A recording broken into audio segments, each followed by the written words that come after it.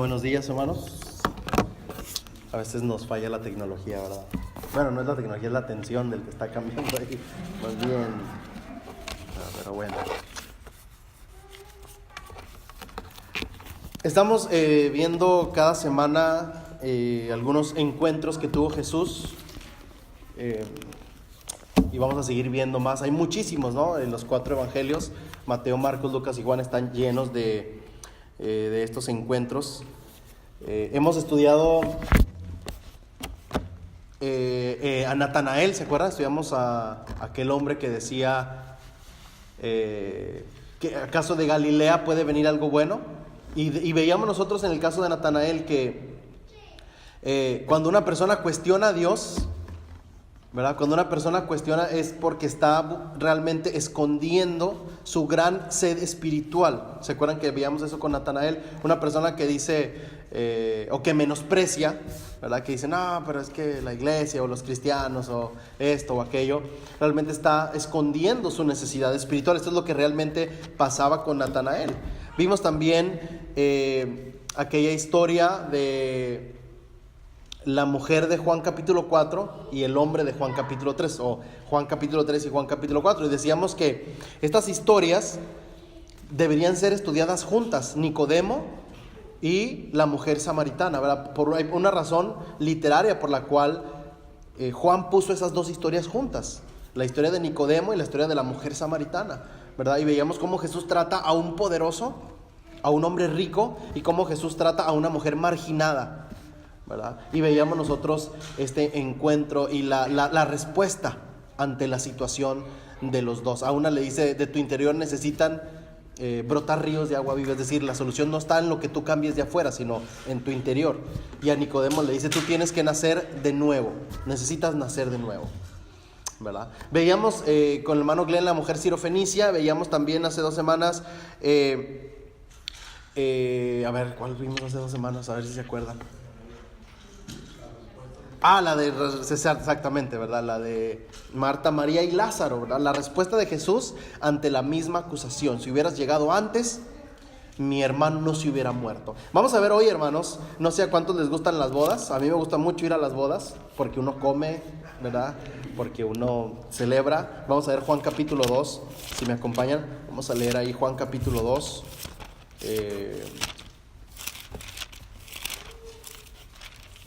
Estas son, si usted se fija, estas son historias muy estudiadas. Y realmente el objetivo de estas reflexiones, hermanos, no es tener un estudio exhaustivo de cada versículo, sino más bien yo he tratado de darle algún significado que no muy comúnmente se da, ¿verdad? Alguna aplicación, algún significado que no muy a menudo escucharíamos en un estudio de estos pasajes. Y eso es más o menos lo que quiero lograr o que logremos en esta mañana con las bodas de Caná. En Juan capítulo 2, acompáñeme ahí por favor. Juan capítulo 2. Antes de leerlo, hermanos, quiero que lo tenga ahí listo. Quiero explicarle algunas cosas que van a ser muy importantes para entender mejor este episodio. En Juan capítulo 2 del 1 al 12 se encuentra el momento en el que Jesús asiste a una boda. Y yo quiero que estemos muy atentos a esto. Primero, yo quiero explicarle antes de leer algunas cosas. Primero, ¿cuál es el concepto y el propósito de la familia en el tiempo de Jesús? Hoy en día, hermanos, una persona se casa, o mejor yo le pregunto a usted, ¿por qué decide casarse una persona? ¿Por qué decide casarse una persona? ¿Cuál es la razón por la que lleva, o cuál es el motivo que lleva a una mujer a decir, me voy a casar con él? O ¿cuál es el motivo que lleva a un hombre a decir, me voy a casar con él? Quizá deberíamos preguntarle a Benji, que se va a casar muy pronto, ¿verdad? Le quedan menos de 2 meses o 2 meses de ser soltero, de libertad, ¿verdad? Bueno, no, va a ser libre, ¿verdad? Pero ahora con su esposa. Ahí en México, no sé los de otros países, pero ahí en México usamos algo en las bodas que se llama el lazo, ¿verdad? En las bodas ponen algo así como que lo amarra a uno, ¿verdad? Le ponen a uno un lazo así como que lo amarran a uno. No sé, ¿en Guatemala lo hacen? ¿No? En Venezuela no lo hacen. Yo sé que no lo hacen, pero le ponen a un lazo. ¿En Honduras lo hacen, Juan Carlos? ¿Sí? Entonces, Bueno, no queda atado, ¿verdad? Literalmente. Pero si le preguntamos a alguien, ¿por qué decides casarte? ¿Cuál es el motivo por el cual te estás casando? La respuesta más probable que vamos a encontrar es estoy enamorado, él me hace feliz o ella me hace feliz, ella me hace muy feliz, quiero pasar el resto de mi vida con ella. Esta respuesta, hermanos, yo quiero que entendamos esto, esta respuesta nunca, jamás, nunca de los nunca la hubiera dado una persona en el tiempo de Jesús. Muchísimo menos en el tiempo de David. Esto lo hemos estudiado una y otra vez los miércoles. Nunca una persona en el tiempo de Jesús te hubiera dicho, estoy muy enamorado de ella, por eso me voy a casar, quiero ser feliz a su lado. No, ¿verdad? No era el propósito del matrimonio. El propósito número uno del matrimonio, hermanos, era tener hijos, ¿verdad? Era tener familia, construir una familia, ¿verdad? Por eso una mujer que no puede tener hijos en el tiempo de Jesús es una vergüenza. Hoy en día sabemos que esto no es así, sabemos que hay enfermedades, sabemos que hay tratamientos. Pero en el tiempo de Jesús, hermanos, una mujer que no puede tener hijos es una vergüenza. ¿Y sabe cuándo se entera una mujer que no puede tener hijos en el tiempo de Jesús? ¿Sabe cuándo?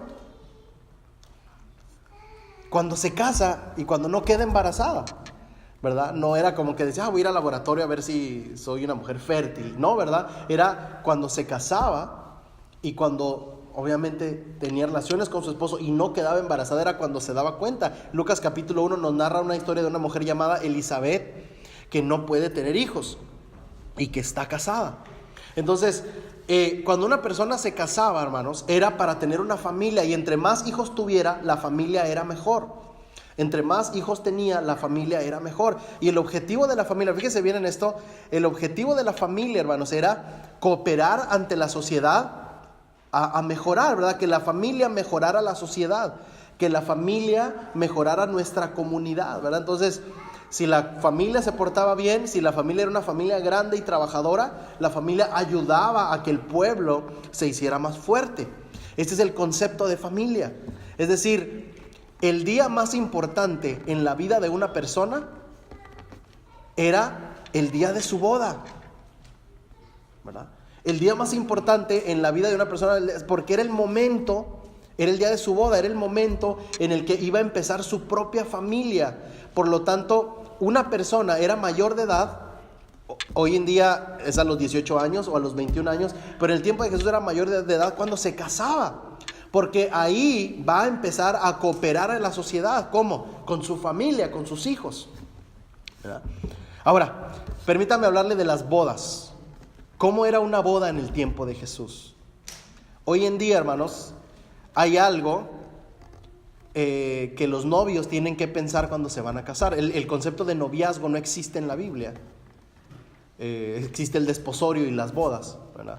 Pero cuando los que se van a casar hoy en día tienen que pasar por un momento terrible, una pregunta terrible que se tienen que hacer antes de casarse, una pregunta tremenda, ¿verdad? Una pregunta impactante, y la pregunta es, ¿a quién vamos a invitar? ¿Verdad?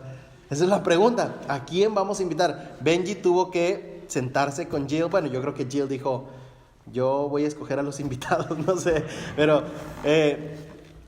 él tuvo que pensar. Cuando nosotros, Valentín y yo, nos casamos, pensamos, ¿a quién vamos a invitar? ¿Por qué? Porque no podemos invitar a todo el mundo, ¿verdad que no? Porque no tenemos el dinero para darle de comer a todo el mundo. Y tenemos que pensar, ¿a quién vamos a invitar? Y hoy, desafortunadamente, existe el Facebook, donde te das cuenta cuando no te invitaron, ¿verdad? Y por eso la gente sufre, porque dice, mira, hicieron una boda y no me invitaron, o hicieron una fiesta y no me invitaron. Antes era más fácil hacer una fiesta y que nadie se diera cuenta, pero ahora no se puede. En el tiempo de Jesús, hermanos, fíjese bien en esto, en el tiempo de Jesús no había invitaciones. Una invitación hubiera sido lo más descortés y lo más raro de otro planeta en el mundo. Una boda era para, literalmente, ¿sabe quién estaba invitado a una boda? ¿Sabe quién estaba invitado a una boda en el tiempo de Jesús? Todo el pueblo, toda la aldea, todo el mundo, hermanos. Es interesante ver los videos que han grabado de una boda en el tiempo de Jesús, porque las casas estaban totalmente vacías. Todo el mundo estaba en la boda. ¿Por qué? porque era el momento más importante, porque la familia es muy importante. Muchos se preguntan, hermanos, en el Antiguo Testamento, ¿por qué si yo cometí un pecado, por qué Dios castiga a mi hijo? ¿Por qué el pueblo, o no necesariamente Dios, pero el pueblo, me apedreaba a mí y a mis hijos? Esto es algo que en nuestra mente no entra y decimos, esto no puede ser. ¿Por qué? Es como si hoy en día, si yo cometo un delito, no van a venir por mi esposa, no van a venir por mis hijos, mucho menos por mis nietos y mucho menos por mis bisnietos.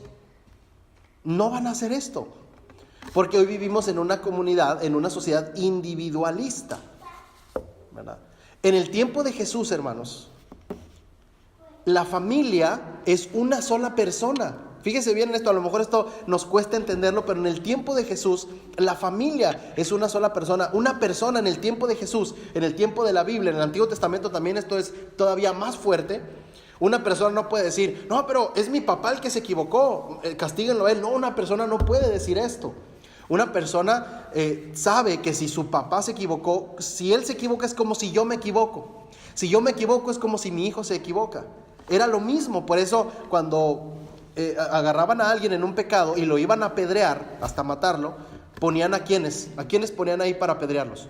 A todos, a la esposa, a los hijos, y si tenían nietos, a los nietos. Y por eso en el Antiguo Testamento leemos muy a menudo esta frase de hasta la tercera y cuarta generación, que la familia era una sola cosa.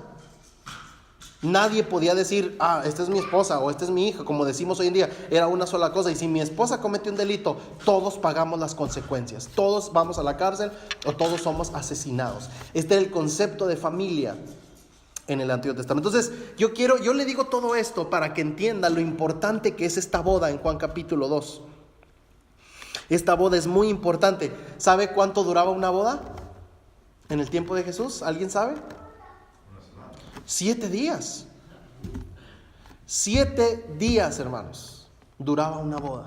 Y a la mitad de la semana, por ahí en el tercer día, ponían ahí una pequeña chocita, una pequeña como tienda de campaña, que era donde iban a pasar su noche de bodas, pero todo el mundo se quedaba afuera ahí en la puerta, ¿verdad? Imagínense, todo el mundo se quedaba afuera, cantaban, oraban y decían, a ver, los novios, pasen por ahí, por favor.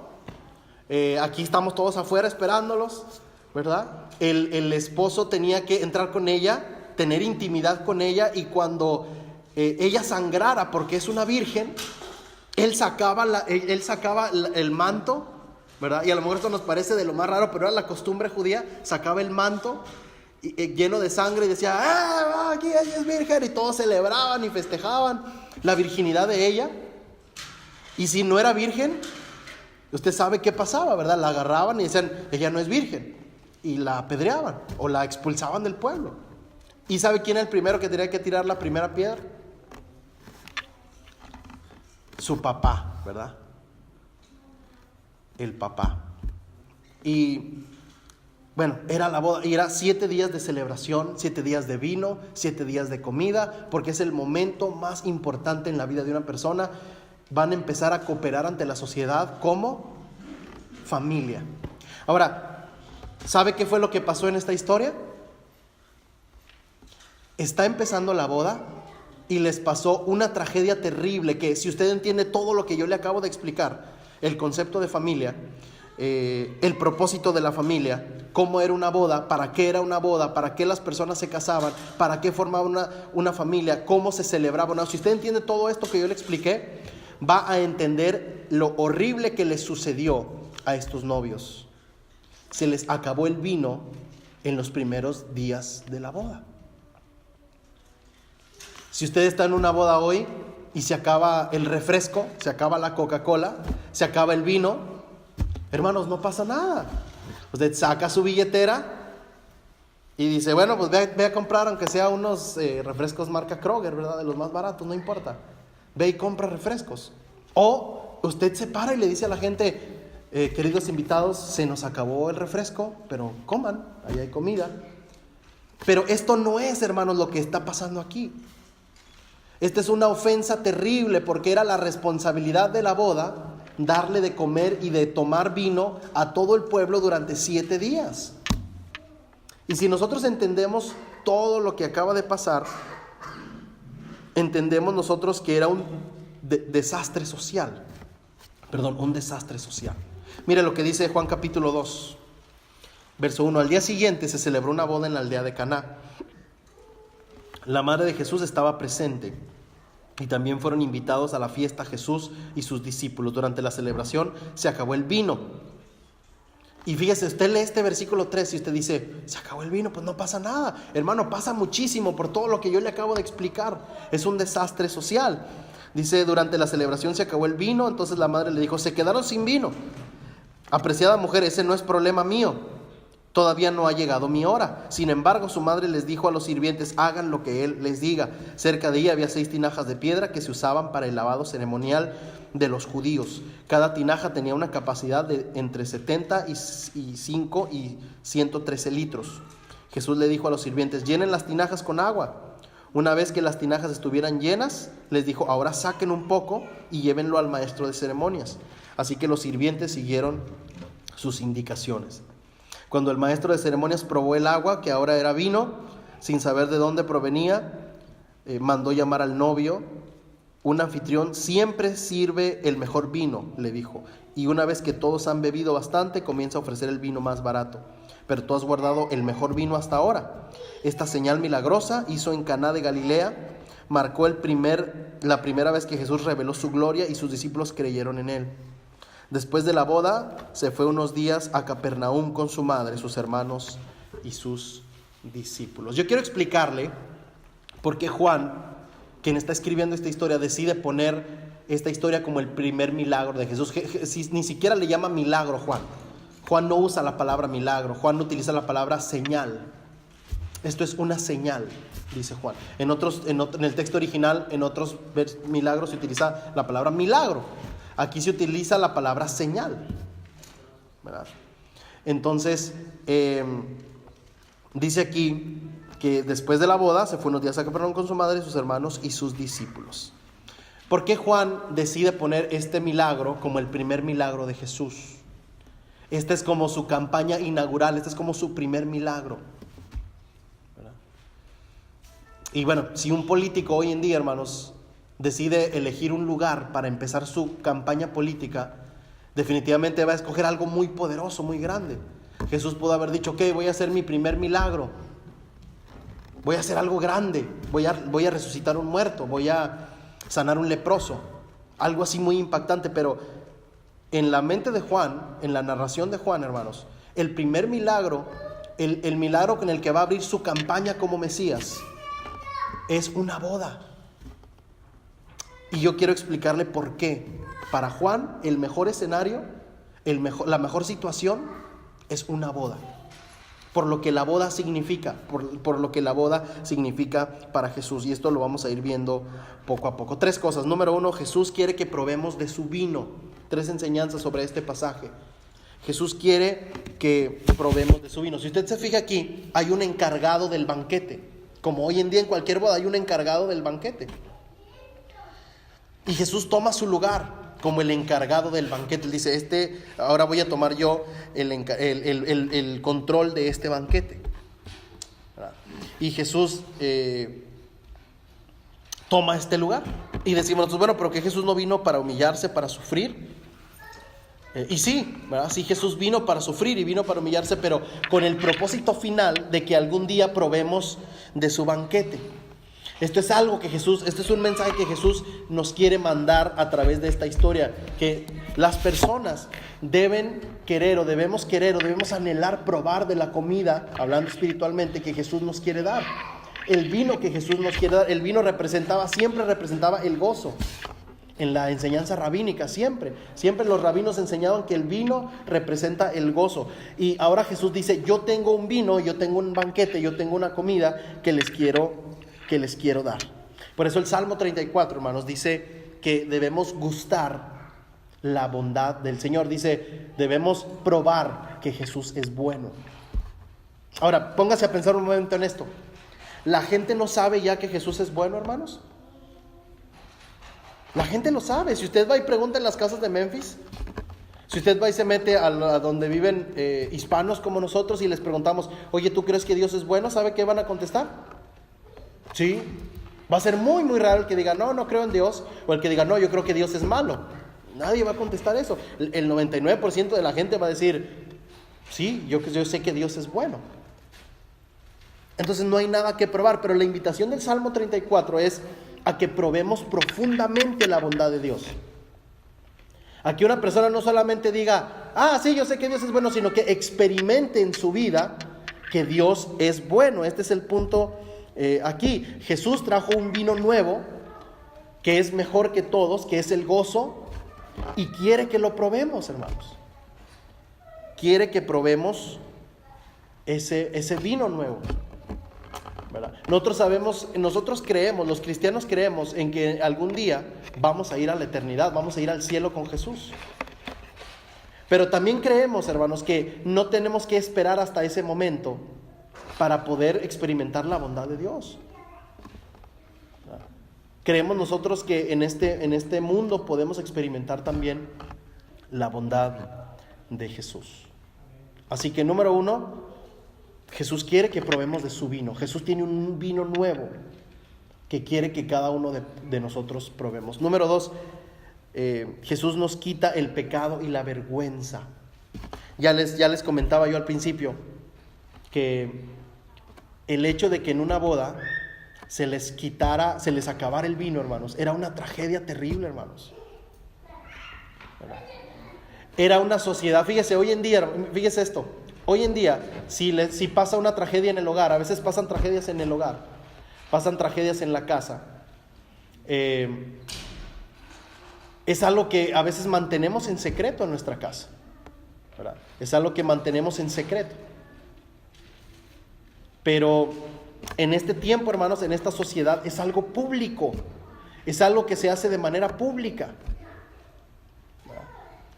Y todo es público, hermanos, todo se sabe. Si hay una muchacha que sale embarazada, todo se sabe y se expone. Es una sociedad así, ¿verdad? Entonces, el hecho de que se acabara el vino delante de todos es una tragedia grandísima, hermanos. ¿Y cómo que Jesús les va a quitar esta vergüenza? Al novio y a la novia y a la familia de los novios les va a quitar esta vergüenza. ¿Y sabe cómo lo hace? Eligiendo los tinajas de la purificación. Fíjese, en cada esquina, hermanos, en el tiempo de Jesús, en cada esquina, en cada rincón, en cada lugar, hay de estas recipientes de piedra, de estas tinas de piedra que están llenas de agua. En todos los lugares que usted va, hay tinajas de piedra que están llenas de agua para que usted llegue, tome el agua y se purifique, porque cualquier cosa lo contaminaba. Y esto en la ley, hermanos, era un recordatorio. En la ley esto es un recordatorio de lo fácil que te puedes contaminar, ¿verdad? En la ley esto es un recordatorio, ¿verdad? De que es bien fácil contaminarte y que tú puedes tomar las tinajas de piedra y lavarte, ¿verdad? Y puedes lavarte. Entonces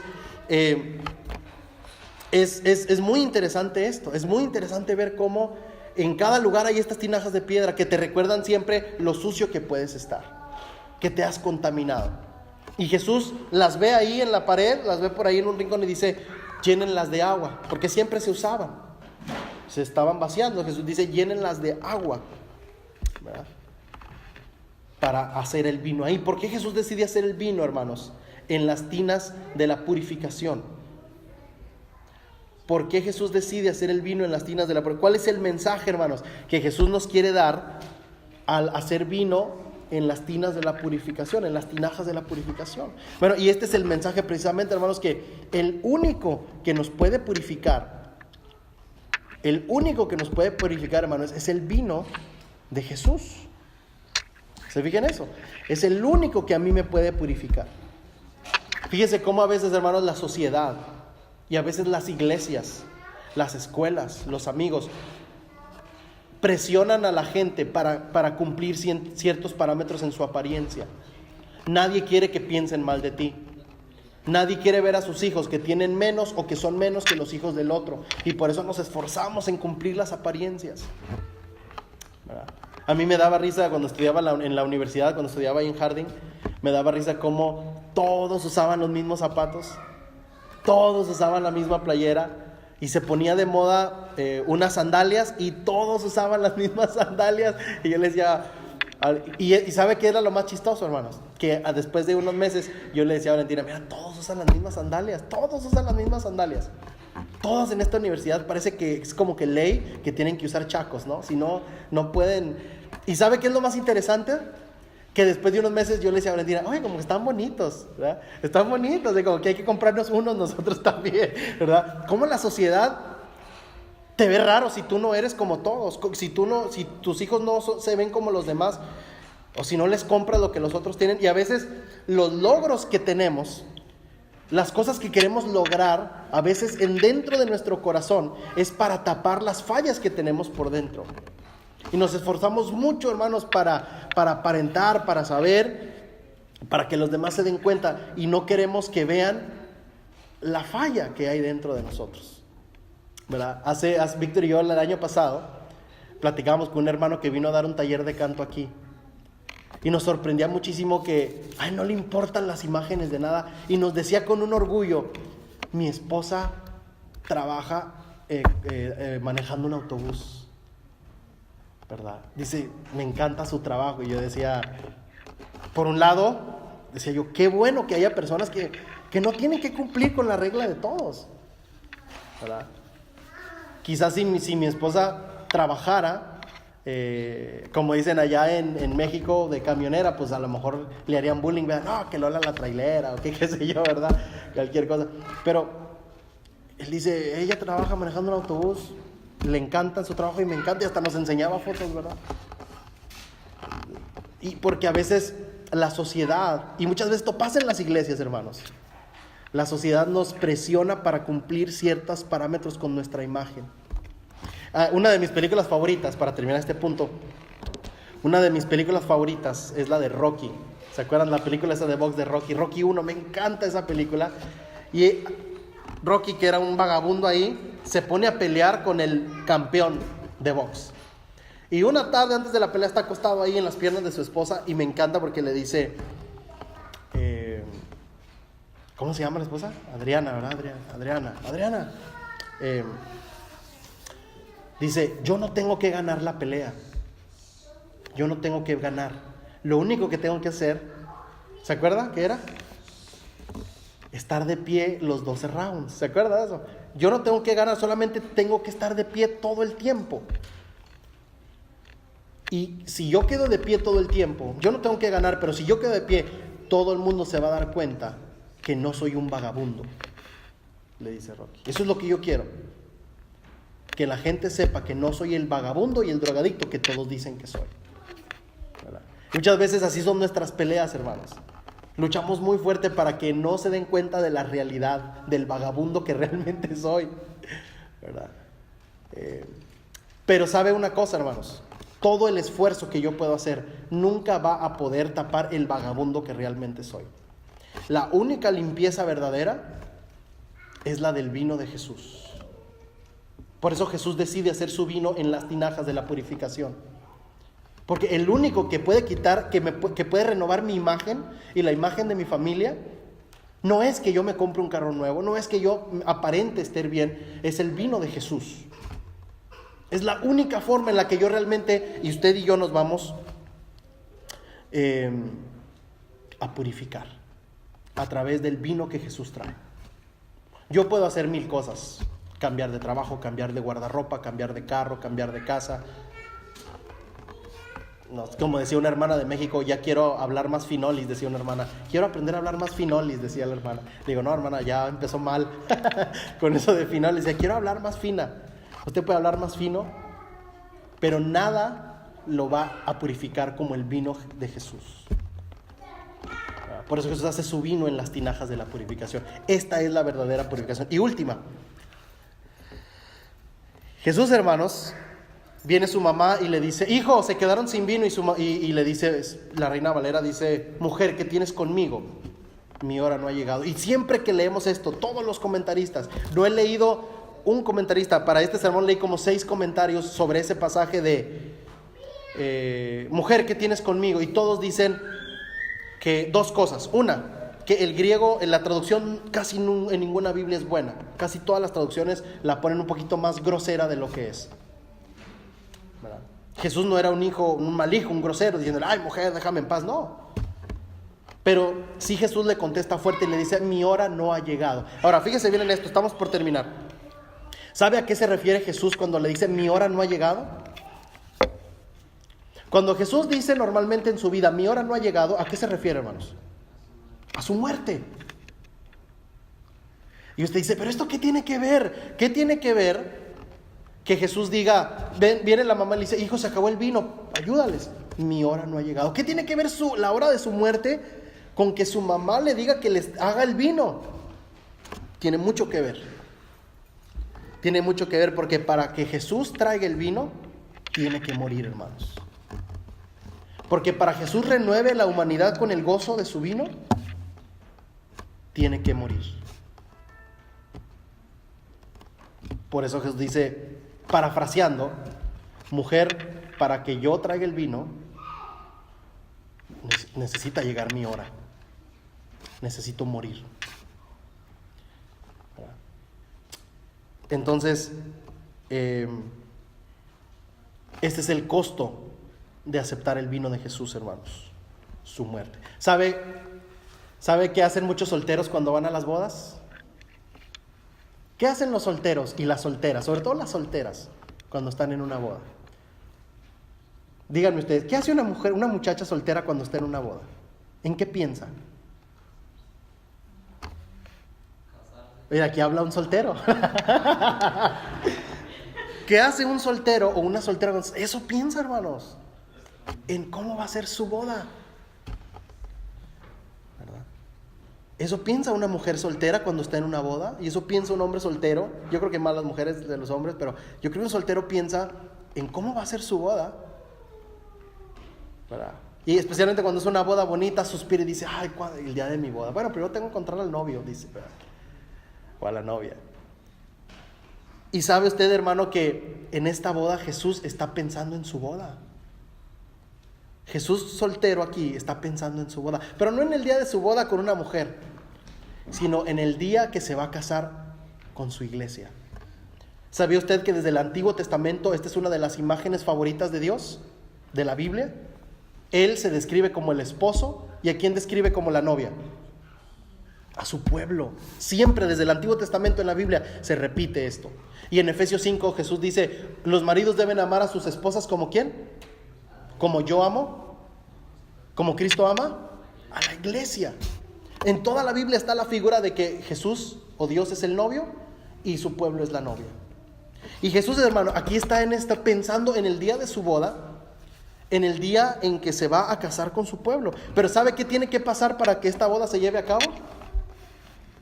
Jesús tiene que morir. Y él lo sabe. Mire, esto se llama en teología la autosustitución, hermanos. Y la sustitución, yo se lo pongo en un ejemplo. Si usted va a mi casa y me rompe mi lámpara, o si usted va aquí a mi oficina y usted tumba mi lámpara y rompe mi lámpara, yo tengo dos opciones. O decirle, o me la pagas, o decirle, no, déjalo así, te perdono, no te preocupes, es una lámpara. Pero eso, que yo te perdone, no resuelve el problema. ¿Sí te fijas en eso? Porque me quedé sin lámpara. Eso no resuelve. Yo te puedo decir, no te preocupes, es una lámpara. Ok, pero eso que yo te perdone no regresa mi lámpara. Si yo te perdono, alguien tiene que volver a comprar esa lámpara. Y si yo te perdono, ¿quién la va a volver a comprar? Me toca a mí porque yo te perdoné a ti. Entonces, debemos entender que el perdón, el hecho de perdonar, no resuelve el pago. El que perdona paga, hermanos. Y cuando Jesús dice, yo te perdono, alguien tiene que pagar el precio. Dios nos puso aquí en su mundo, en la creación. ¿Qué hicieron los humanos? Destrozar la creación y odiarse entre ellos. Viene Dios y les dice, los perdono, pero eso no paga el precio. Alguien tiene que venir y pagarlo. ¿Y quién lo hace? Jesús. Es para que la boda se lleve a cabo, alguien tiene que pagar. Eso se llama la sustitución. Jesús tomó nuestro nuestro lugar. Entonces quiero hacerte dos preguntas para terminar. ¿Cómo cambia tu vida? Fíjate bien estas dos preguntas. ¿Cómo cambia tu vida el hecho de que Jesús te vea como su novia deseada? ¿Cómo cambia tu vida el hecho de que Jesús te vea y diga, yo ya me quiero casar con ella? No puedo esperar para estar con ella en la eternidad. Es así como Jesús nos ve a nosotros, hermanos. Por eso Jesús, a veces la gente no conecta esta frase, mi hora no ha llegado, con el hecho de que su mamá le diga, darles el vino, ayúdales. Mi hora no ha llegado. Claro, porque para que el vino venga, tiene que morir Jesús. Para que la boda se lleve a cabo, Jesús tiene que morir, y ya lo hizo. ¿Sí? Segunda pregunta. Bueno, la primera es, ¿cómo te afecta, cómo cambia tu vida el hecho de que Jesús te vea como su novia con la que Él se quiere casar? Número dos, ¿cómo te sientes de saber que algún día va a ser tu boda? De que algún día nos vamos a casar con Jesús para siempre. Que un día va a venir, según los evangelios, en las bodas del Cordero, y se van a llevar a cabo y va a haber un gran banquete. Cada domingo, hermanos, fíjese bien en esto, cada domingo que usted toma ese pedazo de pan y lo pone en su boca, y cada domingo que usted toma ese jugo de uva y lo bebe, es un pequeño recordatorio de la gran boda que nos espera en el futuro. Eso es lo que, por eso tomamos pan y vino cada semana, para acordarnos de que un día no va a ser un pedazo de pan y no va a ser un pedazo de vino, va a ser un banquete. Y que el precio para que se llevara a cabo ese banquete, fue la muerte de Jesús. ¿Sí? Así que Jesús es el único, recuerda estas tres cosas, ¿verdad? Jesús quiere que probemos de su vino. Número dos, ese vino es el único que nos puede purificar realmente. Y número tres, el precio del vino es la muerte de Jesús, para que un día se lleve a cabo nuestra boda. Y debemos vivir nosotros, hermanos, como una mujer comprometida a su esposo, a su próximo esposo. Así debemos vivir los cristianos, como una mujer comprometida a su futuro esposo. Pensando siempre, a cada instante, el gozo que nos espera en el banquete que viene. Pensar en nuestra boda, pensar que hay un novio aquí en el altar esperándonos y que está totalmente enamorado de nosotros. Vamos a estar de pie, hermanos, que el Señor les bendiga.